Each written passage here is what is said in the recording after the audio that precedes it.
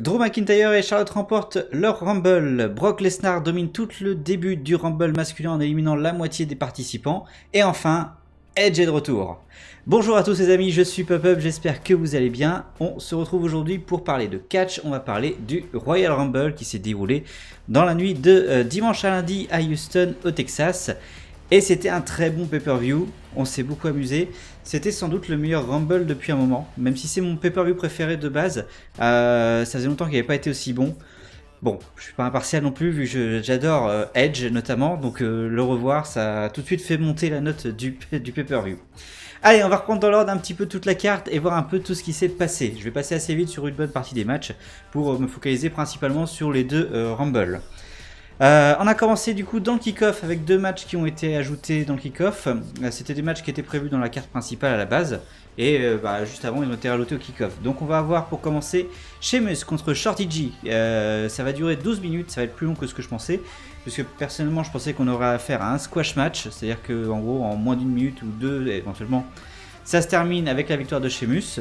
C'est quand même Sheamus qui a gagné, mais ça a été un match qui a été beaucoup plus technique que ce que j'avais anticipé et qui a été quand même dominé une bonne partie du match par Chad Gable, donc c'était assez cool. Et au final, un bro kick de Sheamus pour remporter la victoire.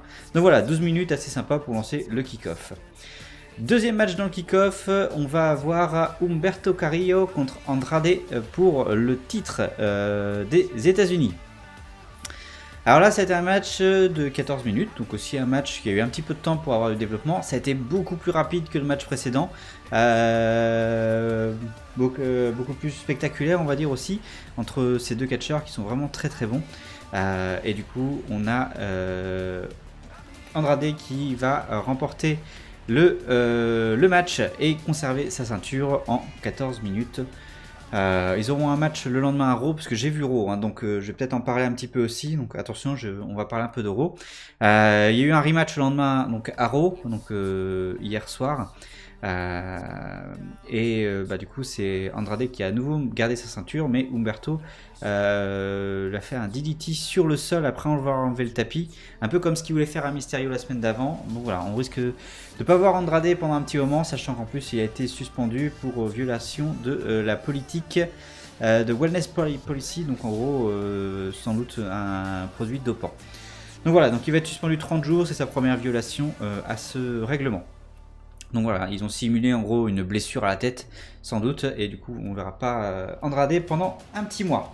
Mais pour l'instant il a encore la ceinture, donc on verra bien ce qui va se passer. Allez, on va passer ensuite au show principal avec le premier match du show principal. Il va opposer Roman Reigns à Baron Corbin dans un Falls Count Anywhere match. On s'est déplacé dans l'arène. Comme prévu, on a eu des interventions extérieures, donc en commençant par Dolph Ziggler et Robert Roode. Puis ensuite, les Usos qui sont venus aider Roman Reigns. Donc au final, c'est plus un match à 6 que entre les deux. Il y a eu des spots assez sympathiques. Et puis pour terminer, Roman Reigns a mis Baron Corbin dans une toilette mobile qui était là. Je sais pas trop si on a toujours dans ces stades-là des toilettes mobiles aux États-Unis. Je trouve que c'est un peu bizarre. Surtout que celle-ci, elle était sur roulette pour qu'il puisse bien la pousser. Donc heureusement qu'il a pris la bonne. Alors qu'on a vu une photo plus haut, les autres étaient posées à plat. Donc il n'y en avait qu'une qui était sur roulette qui pouvait être prise par Roman Reigns. Et heureusement, elle n'était pas occupée à ce moment-là. Voilà, et au final, on a terminé sur la table des commentateurs. Et c'est Roman Reigns qui a remporté le match. Donc ça change par rapport à ce que j'avais pronostiqué. On enchaîne ensuite avec le premier Royal Rumble, le Royal Rumble féminin. Donc 30 participantes féminines. Avec du coup les règles du Rumble, je vais vous les remettre. Les deux superstars qui commencent le match sont Alexa Bliss et Bianca Belair de NXT. Toutes les 90 secondes, une nouvelle superstar entre dans le ring. Les superstars sont éliminées quand elles passent par-dessus la troisième corde et que leurs deux pieds touchent le sol.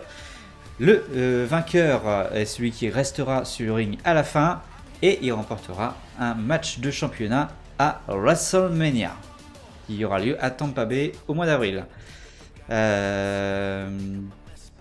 Donc, alors, comme je vous l'ai dit, on commence avec Alexa Bliss contre Bianca Belair. On a eu quelques légendes qui sont rentrées dans ce match. On a eu un numéro 3, Mighty Molly. En 19, Beth Phoenix qui a fait une très bonne prestation.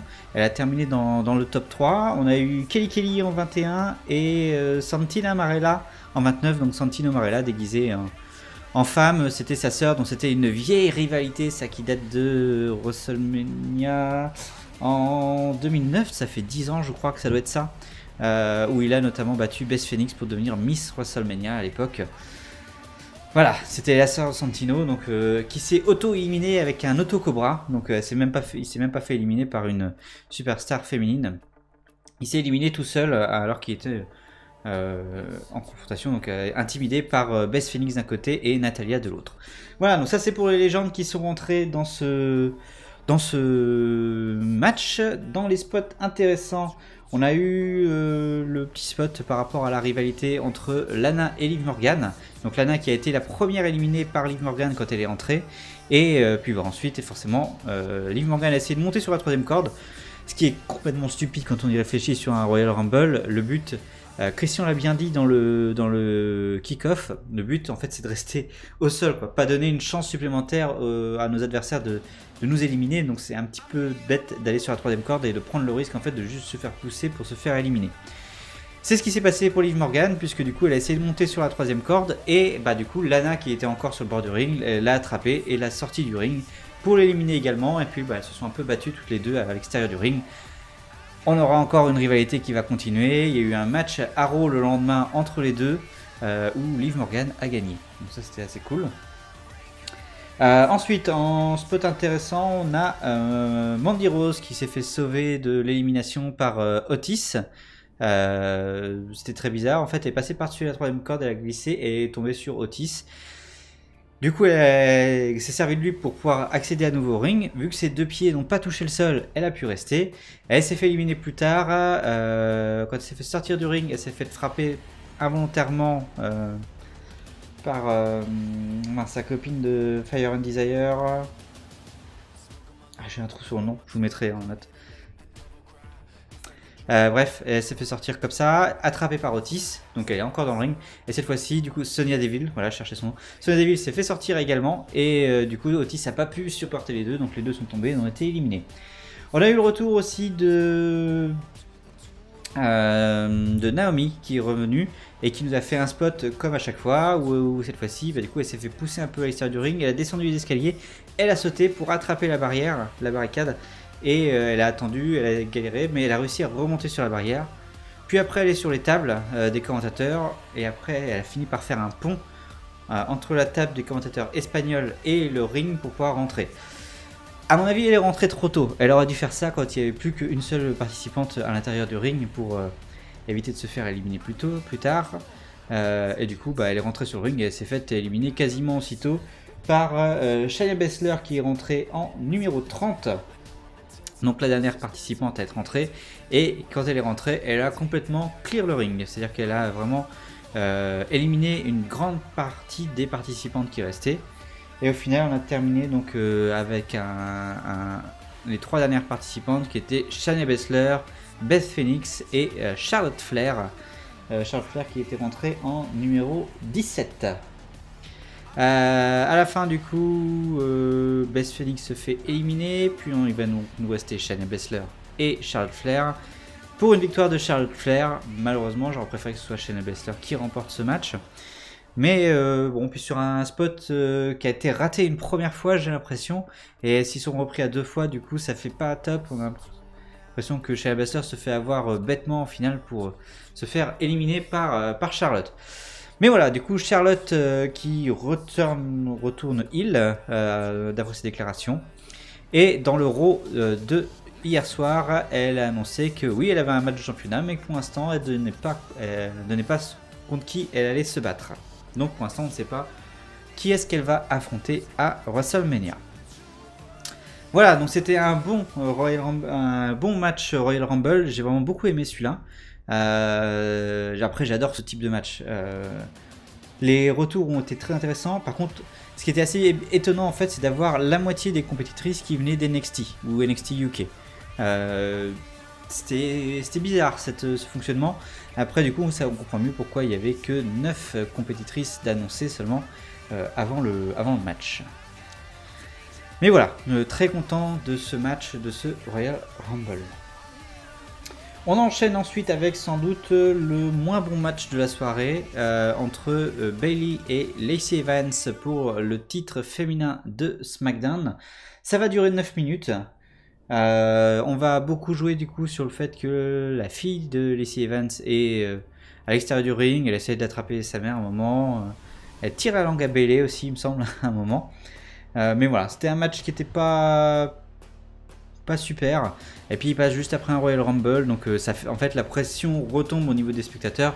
Donc on sent bien qu'il y a un moment de vide en fait entre le Royal Rumble et ce match-là. Donc ça peut permettre aux gens de récupérer sans doute. Et au final, bah, du coup,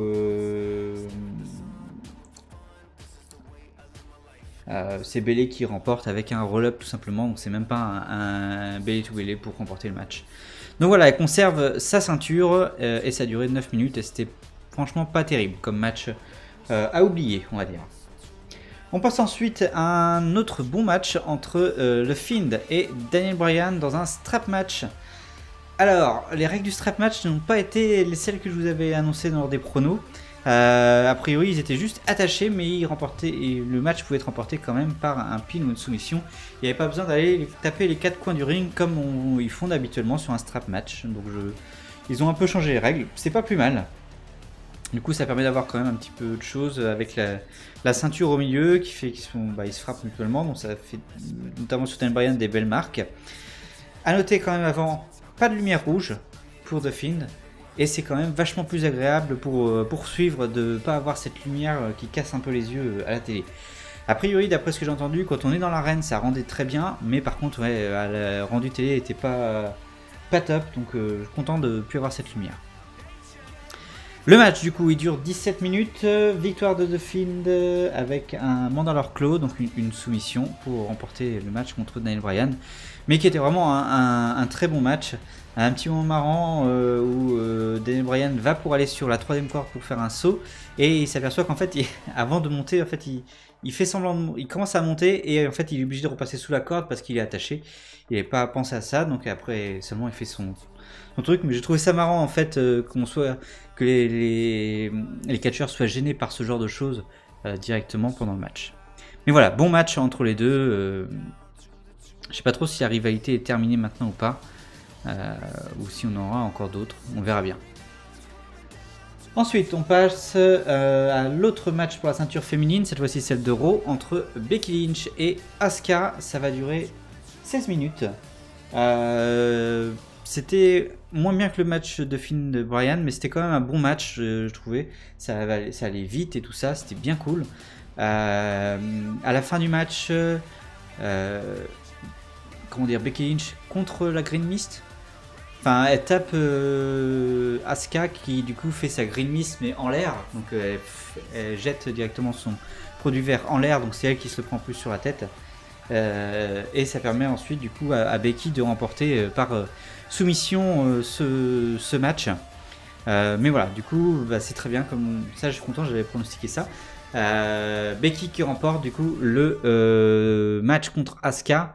Du coup elle s'en vantait un petit peu lors du Raw du lendemain en disant que c'est bon, maintenant qu'elle a battu un peu tout le monde, elle peut dire que maintenant c'est The Man parce qu'elle a battu tout le monde. On va attendre peut-être un retour de Ronda prochainement, on sait jamais. On verra bien ce qui se passera. Du coup à l'Elimination Chamber qui aura lieu en mars il me semble, puisqu'il y a un show en Arabie Saoudite fin février, on en reparlera après ça. Et enfin, donc du coup, le main event de la soirée, le Royal Rumble masculin. Les mêmes règles que pour les filles, sauf que cette fois-ci, on connaît le numéro 1. Il s'agit de Brock Lesnar. Et ça va commencer bizarrement. Elias va rentrer du coup en numéro 2. Il va faire sa petite chanson habituelle, comme il fait à chaque fois.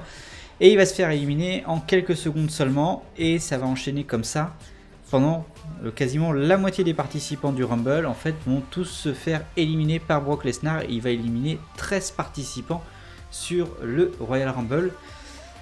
C'était intéressant, c'était un poil long peut-être. S'il l'avait fait sur quelques personnes de moins, ça aurait peut-être été un peu mieux. Mais en gros jusqu'au 15e, jusqu'au numéro 15 Ricochet, il va éliminer tout le monde. Il va éliminer notamment MVP qui rentre en numéro 12. Retour de Mantel Vantevius Porter. Très intéressant. Il élimine John Morrison en 9 secondes. Ça, c'était...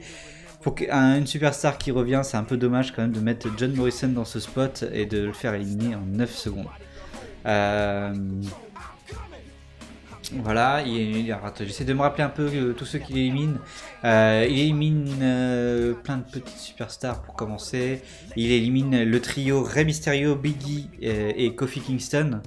On s'était dit tiens ça y est, Kofi Kingston a réussi à tenir 1 minute 30, il y a Rey Mysterio qui est rentré, ça va commencer du coup à faire une alliance contre Brock Lesnar. Biggie qui rentre après, ils s'y prennent à 3, il y a des finishers, un 619, Trouble in Paradise, tout ça. Et au final, bon bah Brock Lesnar arrive à surmonter ça et à éliminer les 3. Et du coup on repart, pardon, à éliminer les personnes une par une. Il élimine Keith Lee et Brock Lesnar et Braun Strowman pardon, en même temps. Donc on a Keith Lee qui est rentré, on se dit allez ça y est, numéro 10 c'est bon, c'est parti. Keith Lee quoi, qui rentre. Il met un bon tackle à Brock Lesnar et le fait tomber. C'était vraiment pas mal. On a bien vendu Keith Lee. Braun Strowman qui arrive et qui au lieu de s'attaque un peu à Brock Lesnar au départ, mais qui au lieu de se focaliser sur Brock Lesnar s'attaque à Keith Lee. Ce qui fait que Brock Lesnar arrive par derrière et hop, il élimine les deux d'un coup quoi. En fait ils étaient en train de se battre les deux proches de les cordes et du coup Brock Lesnar arrive, soulève les deux sont éliminés. À ce moment là je commence à me demander quand même si ça va pas être ça tout le Rumble et si on va pas avoir un Brock Lesnar qui va remporter le Rumble en éliminant tout le monde une par une. On va continuer comme ça jusqu'au numéro 15, entrée de Ricochet qui va réussir à tenir 1 minute 30 sans se faire éliminer. Suivi numéro 16, Drew McIntyre, qui lui du coup va réussir ce que personne n'avait réussi jusque là. Ricochet va faire un low blow sur Brock Lesnar, Claymore Kick et Brock Lesnar est éliminé. Public en folie, ça y est c'est parti. On se dit que ça y est c'est la deuxième partie du Rumble. Comme je disais, j'ai bien aimé la première partie, j'ai trouvé trop longue seulement. Si Ricochet et Drew McIntyre étaient rentrés peut-être en 11 et 12, ça aurait été mieux qu'en 15 et 16, quoi. Ça aurait duré un petit peu moins longtemps.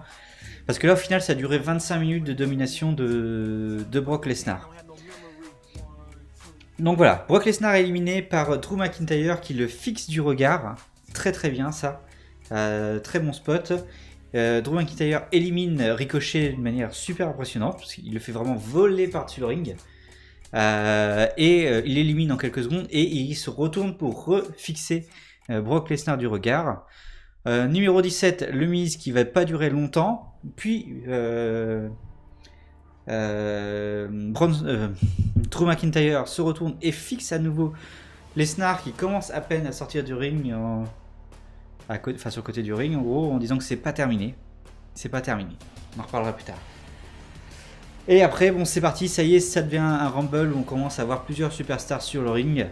Et il se passe pas grand chose, je crois, jusqu'à l'entrée du numéro 21. Who's it gonna be?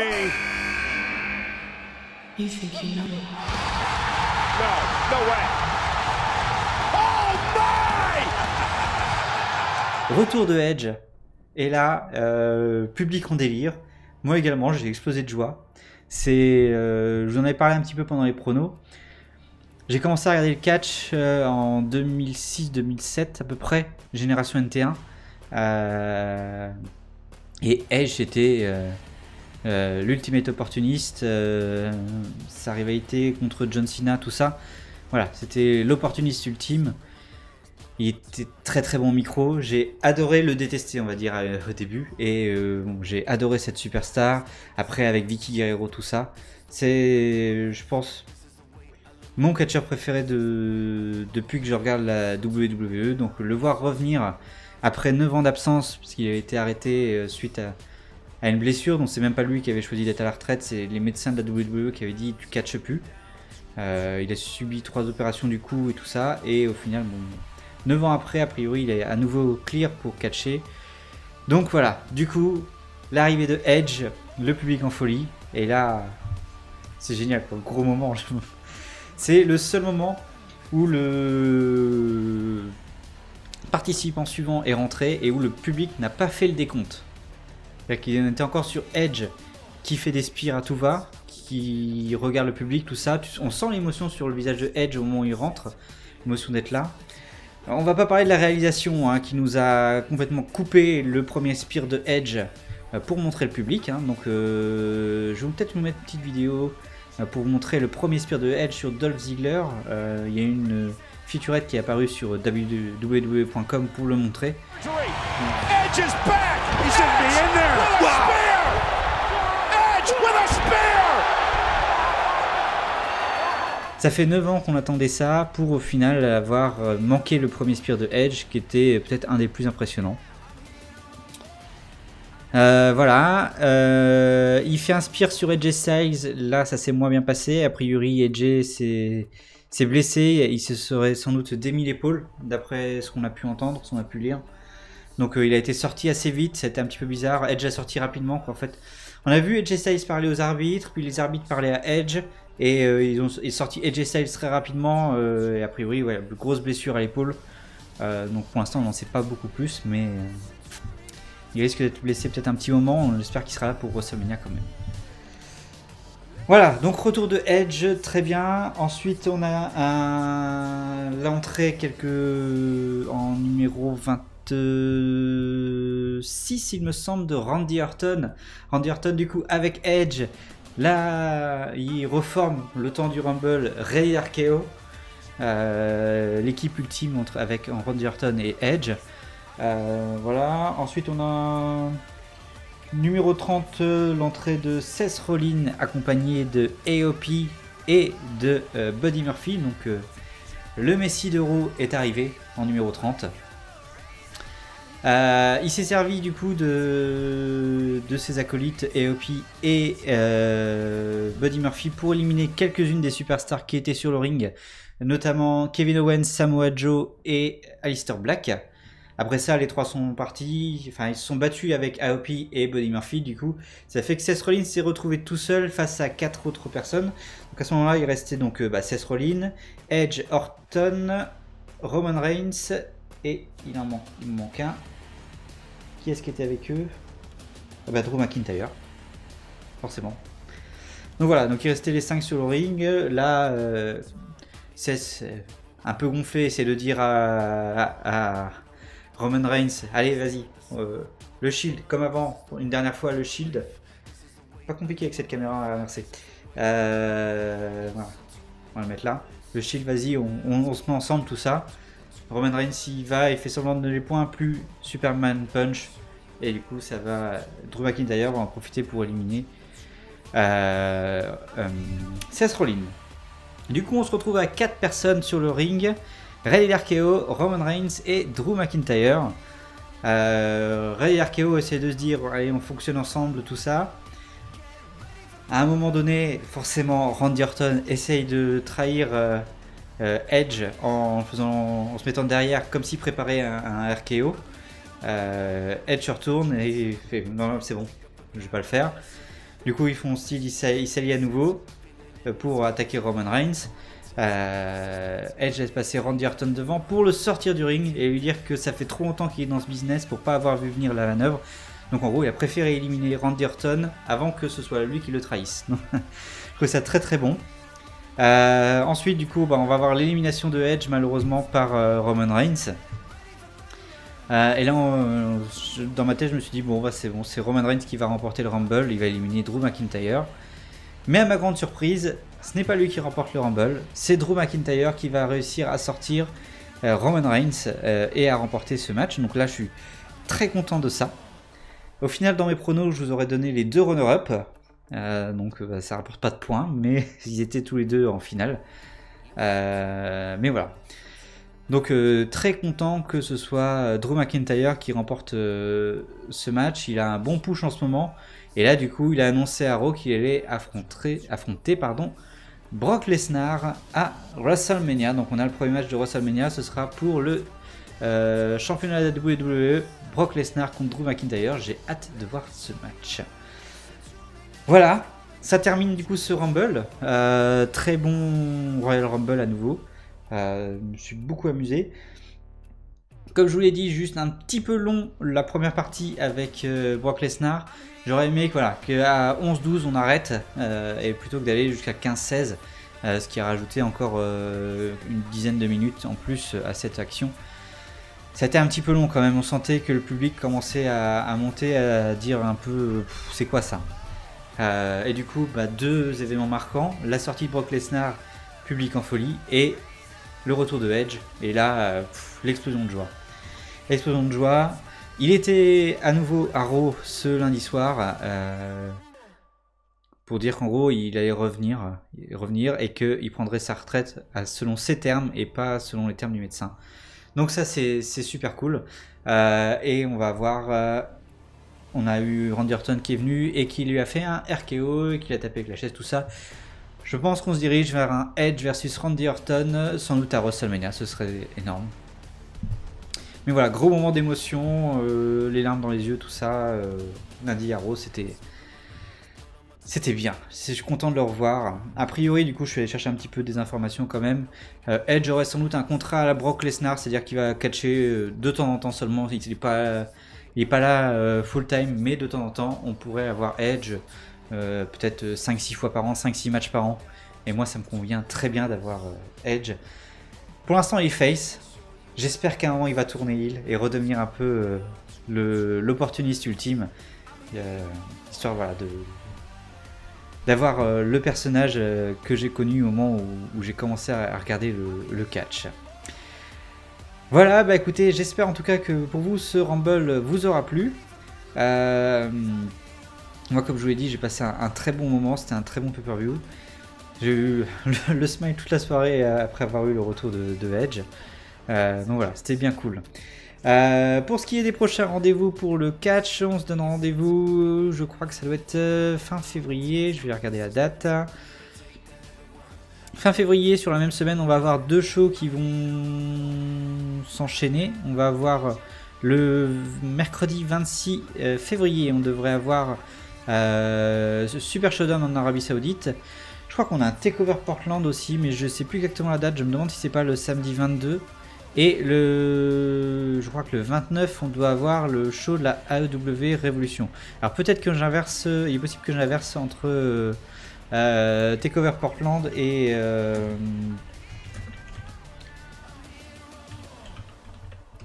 la AEW. Takeover Portland, ce sera le 17 février, pardon, 2020.